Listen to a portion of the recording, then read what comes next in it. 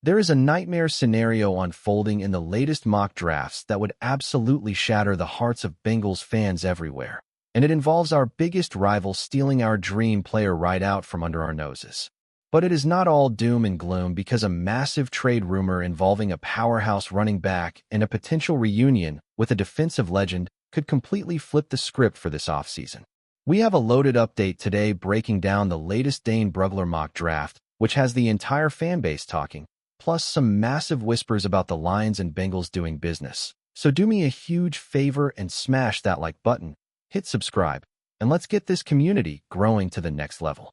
Listen, we need to have a serious conversation about what the experts are predicting for the Bengals in the 2026 draft.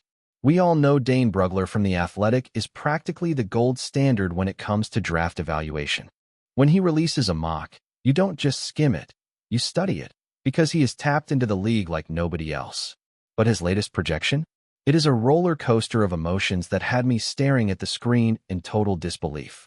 We are looking at the board, and the first few picks shake out in some interesting ways. We see Mendoza go number 1, which makes sense. We see the Buckeyes getting love with Carnell Tate coming off the board. We even see our division rivals, the Browns, making moves to secure their offensive line of the future. But then, we get to the picks that actually matter to us, the ones right inside the top 10. Here is the rhetorical question I have to ask you. Is there anything more painful in sports than watching the team you hate the most draft the player you need the most? Because that is exactly what happens in this scenario.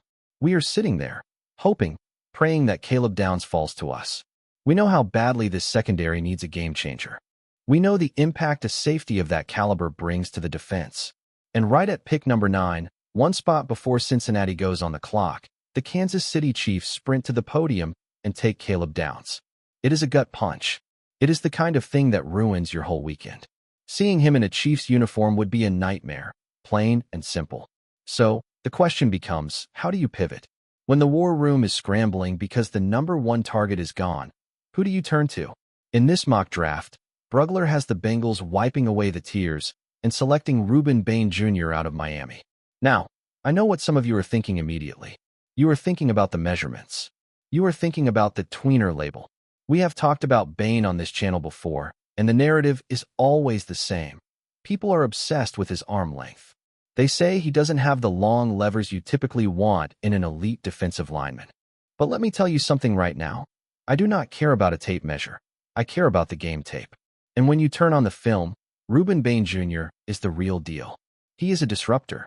He dominated against top-tier competition like Ohio State. He makes offensive linemen look goofy with his power and his motor. He is a stout run defender who brings relentless energy as a pass rusher. He kicks down the door to the pocket and just wrecks plays. If we miss out on Caleb Downs, pivoting to a guy who brings that kind of violence to the defensive line is a pretty solid consolation prize. We get too caught up in the combined numbers sometimes and forget to look at who can actually play football. Bain is a bulldog. He has that championship DNA from the Miami defense, and he would instantly upgrade the toughness of our front seven. So, if the Chiefs are going to break our hearts, maybe we just draft the guy who can put their quarterback in the dirt. But the draft isn't the only place where the roster is going to change. We have some spicy trade rumors floating around that connect Cincinnati with the Detroit Lions. There is a report circulating from A to Z Sports that lists David Montgomery as a prime trade candidate for the Bengals. The logic here is that the Lions are retooling. Maybe they feel their window is shifting, or they need to clear some cap space. Whatever the reason, Montgomery could be on the block. The report suggests a hypothetical deal where the Bengals send a 5th-round pick to Detroit in exchange for the veteran running back. Now, stop and think about what that backfield would look like. We saw flashes of brilliance from Chase Brown last year. He has that explosive speed, that lightning ability. But imagine pairing him with the thunder that is David Montgomery. Montgomery is the perfect complement. He is gritty, he fights for every yard, and he is a proven commodity in this league. He has been a difference maker in Chicago, he was a hammer in Detroit, and now he could be the missing piece in Cincinnati. We aren't talking about a budget signing here. We are talking about acquiring a legitimate weapon. This brings me to the question of the day, and I want you to sound off in the comments section because this is going to be divisive. Would you trade a 5th-round draft pick right now to acquire David Montgomery? Type Y for yes or N for no. Think about the value. A fifth-round pick is a lottery ticket. David Montgomery is a proven starter who can help you in playoff games immediately. But you also have to consider the money. The Bengals aren't exactly cheap, but they are calculated. They have spent a lot of money elsewhere, and taking on a veteran running back contract requires some financial gymnastics. Is it worth eating that cap space to solidify the running game? Or do you trust the draft and the guys you already have? Personally, I think a fifth-rounder is a small price to pay for that level of production, especially if you want to take the pressure off the quarterback.